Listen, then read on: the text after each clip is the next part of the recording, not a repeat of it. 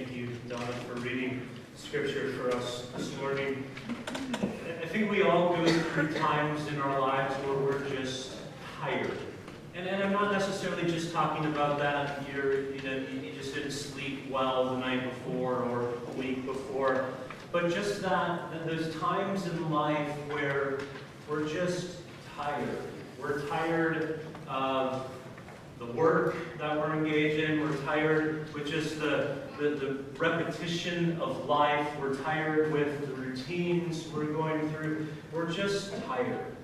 Oftentimes those seasons, at least in my life, happen to be the very same seasons where I'm walking through challenges or conflicts or difficulty. And it seems like every step that I take is just this burden, and it's just hard to press on. It's hard to persevere.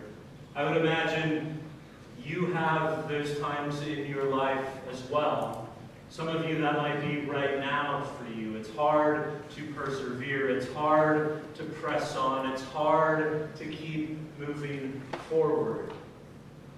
And the same can be said of our faith in God as well. There are times when it is hard for us to persevere in our faith in God.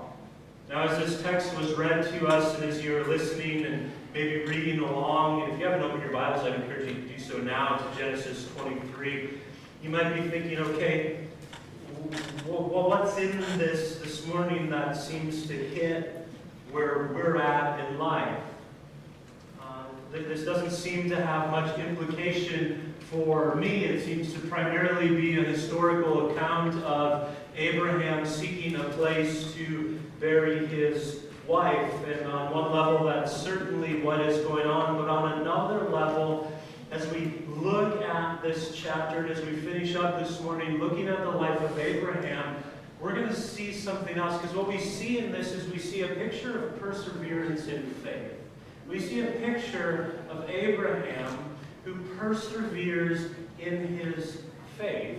So we see that picture, but for us, it's a call. It's a call to persevere in faith. It's a call to press on in faith, to not turn back as we seek to follow God.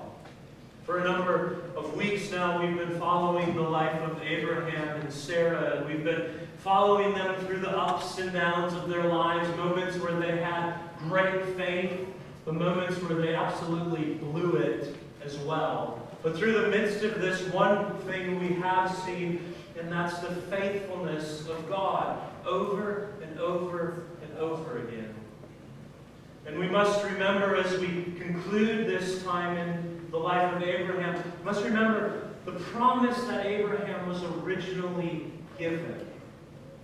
Before we do that, let me read verse 1 of chapter 23, which says this: Sarah lived 127 years. These were the years of the life of Sarah, and Sarah died.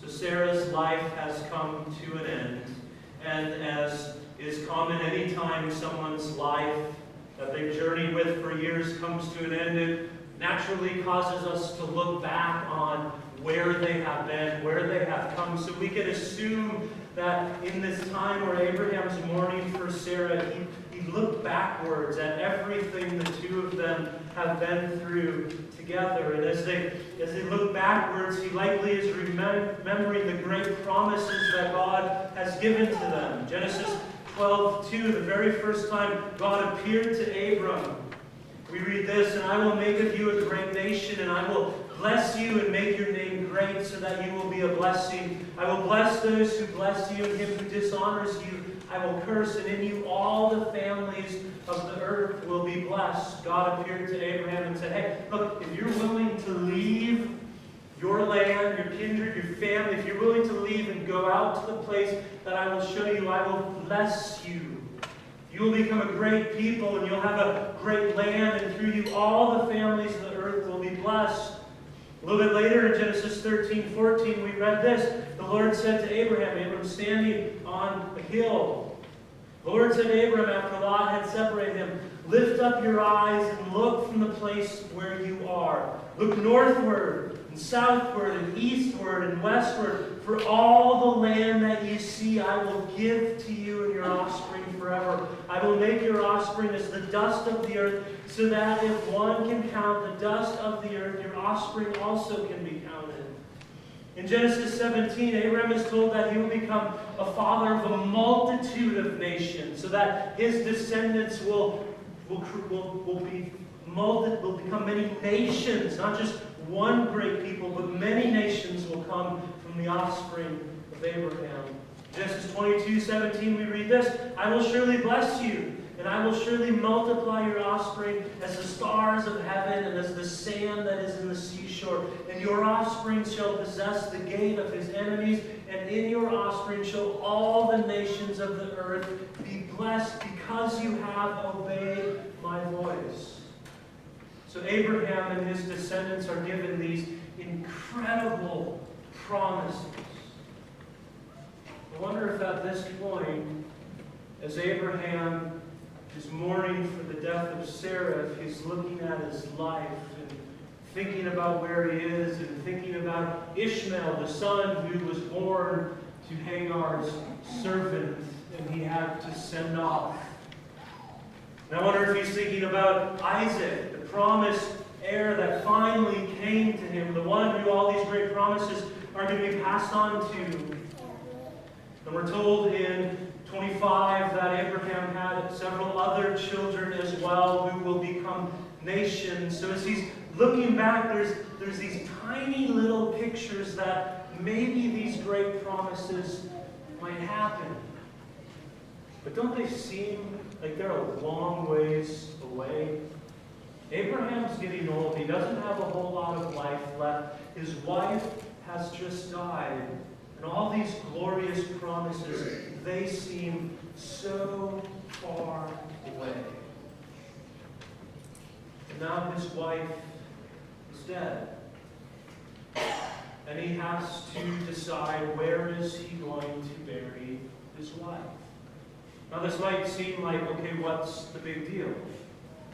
The big deal is, what is Abraham going to believe about these future promises? Because according to tradition, and what typically happens is at this point, Abraham would venture back to the place where he and his family are from, and he would bury Sarah there. That's traditionally what would happen. They would go back to the land they came from, and he would bury his wife there. Remember, God told him, leave that place. You need to leave that place. So the question is Abraham here going to persevere in faith? Is he going to figure out a way to bury his wife in the land that God has said, one day all of this will be yours, or is he going to go back? And what we see is that Abraham is going to persevere in faith. And read verse 4. Verse 3 and 4. And Abraham rose up from before his dead and said to the Hittites, the people who were in the land that he was currently living. Verse 4 says this: I am a sojourner and foreigner among you. Give me property among you for a burying place, that I may bury my dead out of my sight.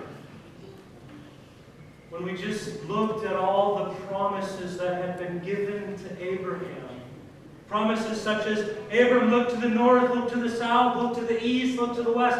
All of this will one day belong to you and your descendants. And yet here is Abraham having to go to the Hittites because he doesn't own any land. He owns nothing. He says, I am a foreigner, I am a sojourner. You've allowed me to live in this land, but none of it belongs to me. So the one who's been given all of these great promises, he doesn't even have land to which he can legally and rightfully bury his wife. There's ways in which the promises of God must have seemed still so far off for Abraham. And where Abraham finds himself is where many other Christians over hundreds and thousands of years have also found themselves. In this place where we see and have received great promises from God, and yet they still seem so distant. And for some, it's still nearing the end of their lives. None of us obviously know when our lives are going to end, but it appears maybe our end is near, and yet the promises of God still seem so far off. How are we to persevere in faith in those moments? We are recipients, if you've believed and trusted in Jesus Christ, we are recipients of abounding and glorious promises. We've been promised life to the full. We've been promised to be recipients of a new kingdom, a glorious kingdom. We have promises of abounding hope. We have promises of joy unending. We have promises of victory over sin and shame. We have promises of a glorious inheritance. We have promises of a day in which evil will be vanquished. We have promises of a new heaven and a new earth. We have promises that everything, all of creation, will one day be restored to how it was originally created to be and exist and flourish before sin and evil and the fall impacted all aspects of creation. Glorious promises have been given to those who believe in Jesus Christ. But where do you find yourself today? I know where I find myself today. I find myself continuing to battle some of the same sins I've been battling for years. I find myself at times feeling discouraged, hopeless. I find myself at times, like Abraham, taking things into my own hands because my faith in God is so small and I don't believe He can do it, so I need to figure out how to make it happen. I find this earthly kingdom looking less and less like God's kingdom, yet I find myself at times living out the priorities of this kingdom instead of God's kingdom. I find myself despairing at times because what God has promised seems so far away. Imagine many of you can relate. The question is, how do we persevere in faith? As we see Abraham do, we say, no, I'm going to bury my wife here because God has given this promise for this land, even though it seems so far away. Brothers and sisters, the call for all of us is to persevere in faith, to press on in faith, to press on believing the promises of God, even when they seem so far away. So what are we to do now? First, don't go back. Anytime we're walking through a challenging and difficult and painful season, the temptation is always to go back. When Heidi and I lived in Colorado before kids, we got together with several other individuals and decided to go for a hike we've done before in Colorado. A beautiful hike when you get to the top. And it was early June, and I think there were 5, 6, 7 of us who went. And we get to where we start hiking. And I'll tell you this about the hike.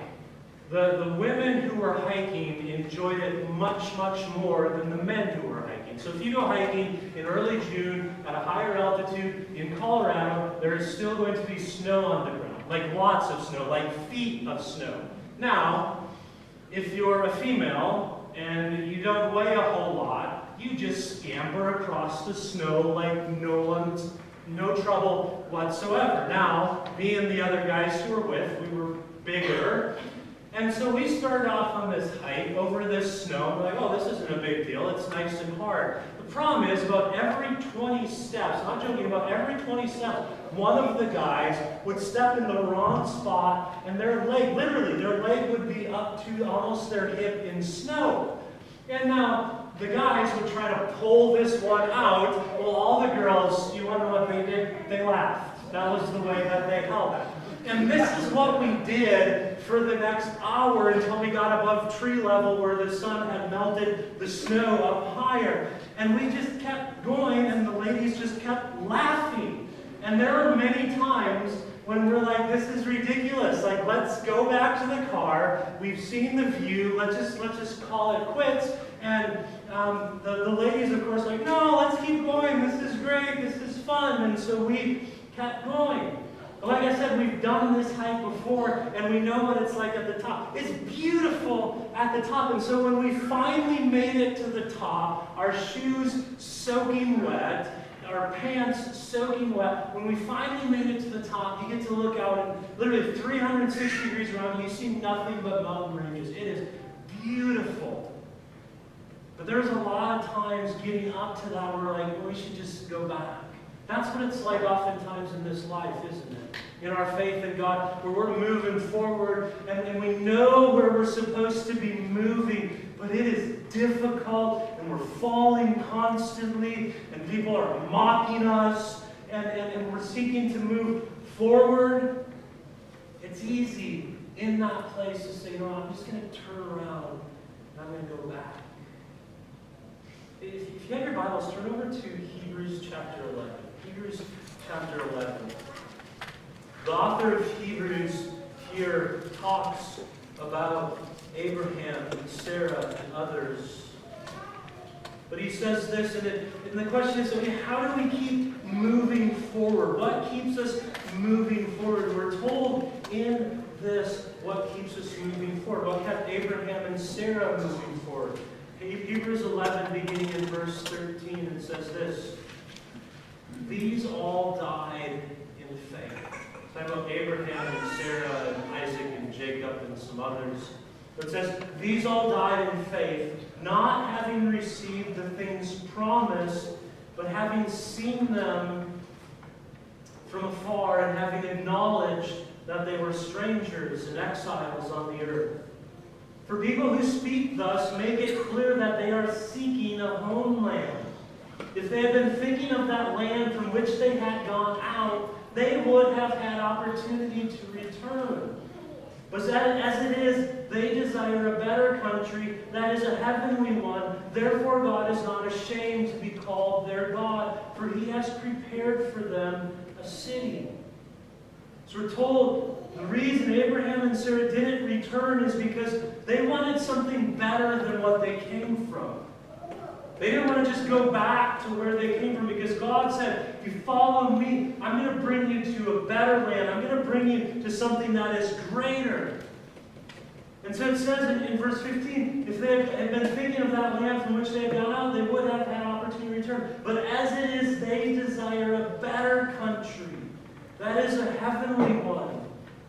The thing that will keep us persevering and moving forward in the difficulties that you might be facing, it is believing that something better awaits us than whatever you're walking away from.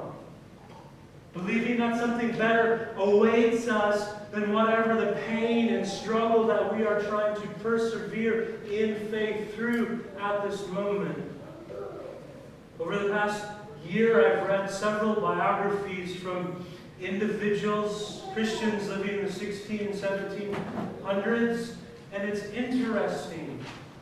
Obviously, in the 1600s and 1700s, death was way more common. You'd read about their families growing up, and it would be remarkable if over half of their siblings made it to adulthood. But what is so interesting is I've been reading several biographies, and there's this common theme. And it's this common theme of their longing for what is to come.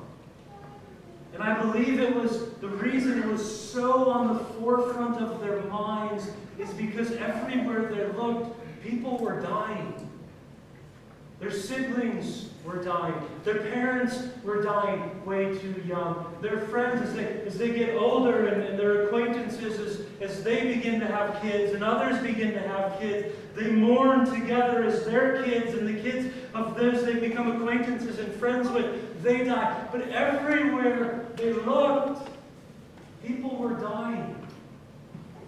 And it did something by which they regularly were seeking that land which is better.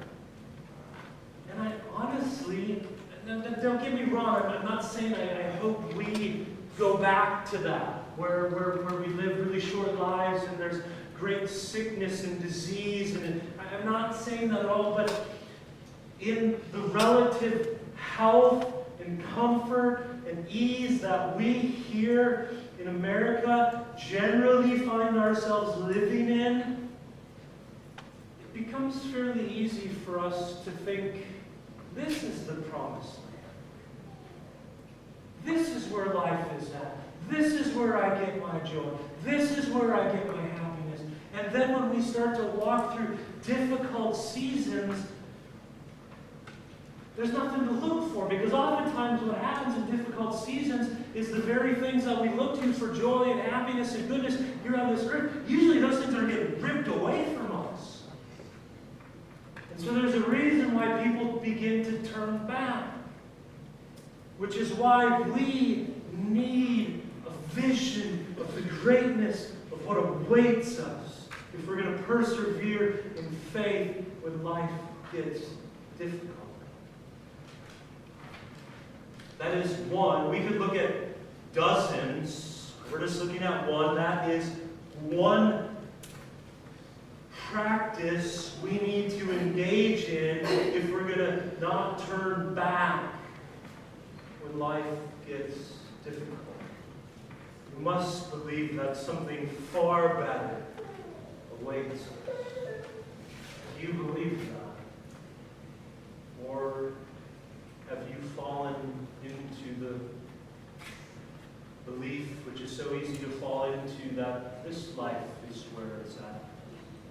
I need to soak up and find every moment of goodness in this life because I don't think what's next can be better. That's what this society oftentimes tries to tell us. Oh, may we believe that which awaits us is far superior. So don't go back, but also may we act on God's promises. That's what we see Abraham do next. He acts on God's promises. And we see this exchange that he has with the people of the land that he's living in. It's this very respectful back and forth exchange. Even though Abraham says he's a foreigner and he doesn't own land there, he's highly respected in that land. He has much possessions, even though he doesn't possess actual land that belongs to him. But it's clear he's respected and thought highly of. And so he goes to them, verse 6, he says, hear us, or verse 4, I'm a sojourner and foreigner among you, give me property among you for a burying place that I may bury my dead out of my sight. The Hittites answered Abraham, hear us, my Lord, you are a prince of God among us. Bury your dead in the choicest of our tombs. None of us will withhold from you his tomb to hinder you from burying your dead. Now, it's interesting here because initially at the beginning of this conversation, they're going after two different things. Abraham is seeking a land that he might possess, that might be his, that he can say, this land is mine and I can bury my wife in it. So he asks them, and they respectfully say to him, yeah, any tomb you want, you can bury your dead there. So Abraham is asking for a land to possess, and at this point they're saying, hey, you can use any of our tombs. So you can use it, but again, not this idea of possession.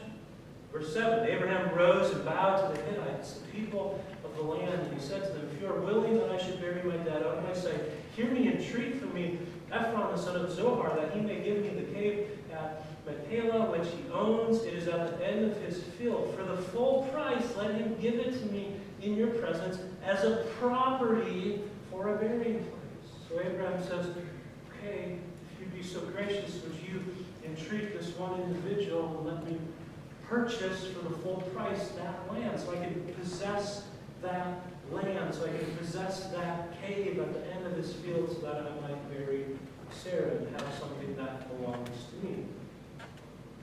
Verse 10, now Ephron was sitting among the Hittites, and Ephron the Hittite answered Abraham in the hearing of the Hittites, of all who went in at the gate of his city, no, my Lord, hear me. I give you the field, and I give you the cave that is in it. In the sight of the sons of people, I give it to you. Bury your dead. That's interesting here, because not only says you have the cave, but he says, I'm also going to give you the field. You're going to get the field, and you're going to get the cave. And it's really not known if he was legitimately trying to offer this free of purchase as a gift, or oftentimes in societies like this would simply be how they begin negotiation. It would be a custom for whoever had received that offer to say, no, I'll pay you. So we don't really know. But what is interesting is Abraham makes it clear, look, I don't want something that is a gift, because then there might be obligations on me in the future, and I want to pay, because Abraham responds. Verse 12. Then Abraham bowed down before the people of the land, and he said to Ephron, in the hearing of the people of the land, but if you will hear me, I give the price of the field, accept it from me, that I may bury my dead there. Ephron answered Abraham, my Lord, listen to me, a piece of land worth 400 shekels of silver, what is that between you and me? Bury your dead. Abraham listened to Ephron, and Abraham weighed out for Ephron the silver that he had named in the hearing of the Hittites, 400 shekels of silver, according to the weights current among merchants. So he buys the land. It becomes his possession, in which he buries his wife, Sarah, in which he will later be buried in as well. He acted on God's promises. I believe that's what we're called to do as we seek to persevere as well. What does God promise you? Act on it. Believe it. Move forward in that. Again, we have abundant promises that God has given to us. And there's no way of saying this other than life is kind of crazy right now, isn't it? I turn the news on. Life is crazy. We're living through a global pandemic. We're living through a time of great unrest in our country. A lot of unknowns, a lot of things are confusing. It's hard to know how to respond and act. Well, God would say, here's what I promise. Just act on these promises. I promise my grace will be sufficient. So go do the things that I'm asking you to do. Oftentimes in situations like this, I feel like the temptation is just to kind of clam up and move to the sidelines of life until everything gets figured out, and then maybe re-enter it again. But it's confusing. It's hard to know what to do, what not to do. Everyone has 20 things you should do, 20 things you shouldn't do. If you do this, you're horrible. If you don't do that, you're horrible. It doesn't really matter in some ways. Whatever you do, it seems like someone thinks that's a horrible thing to do. And so it's so easy to just say, I'm not going to do anything. I'm just going to do as little as I possibly can. But God says, I have promises for you, and I want you to act on them. I've been thinking in a lot of ways over the last few weeks, like, how do I know what I ought to do and what I ought not to do? And I don't have answers for every single situation, but I have a framework that Jesus gave to us. And it's a very simple framework that I believe helps us make decisions and can help us make every decision and discern what to do in every situation. Because Jesus, when asked to boil down all the commandments and all of Scripture, he responded by giving you two things. He says, love God with all your heart, with all your soul, with all your strength, with all your mind. Love God. In every situation we face that's confusing, like, I don't know what to do right now. Well, if you just pause and said, God, how do I love you with everything and how I engage in this decision? And the second, Jesus says, is like it. Love your neighbors yourself. Treat others how you want to be treated. Not wait for them to treat you the way you want to be treated, then you treat them the way you want to be treated. No, just treat them the way you want to be treated. Regardless of what they're doing for you. Love God, love others. I think sometimes we become paralyzed in trying to make decisions.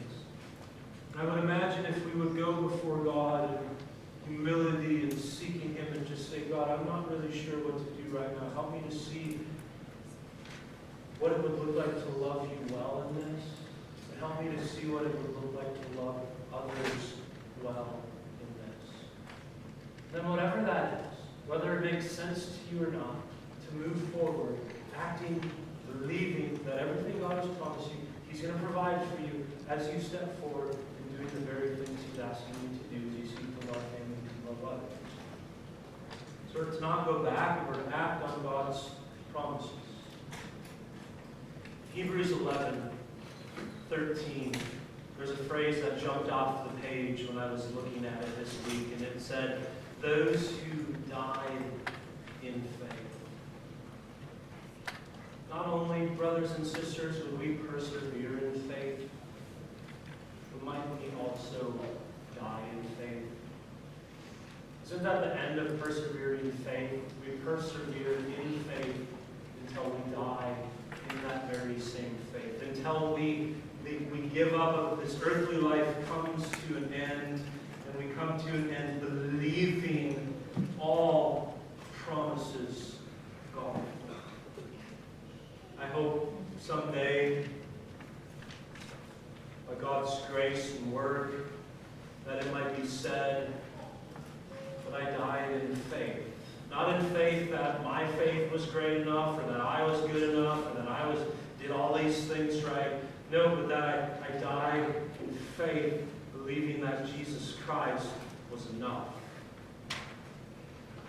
Believing that what Jesus Christ accomplished in His life, death, and resurrection was sufficient for me, so that I might dwell with Him as a child of God for all eternity. Over in chapter 25, we read the death of Abraham. Just like his wife, we're both told they died in faith. They died believing God. It says this, these are the 25:7. These are the days of the years of Abraham's life, 175 years.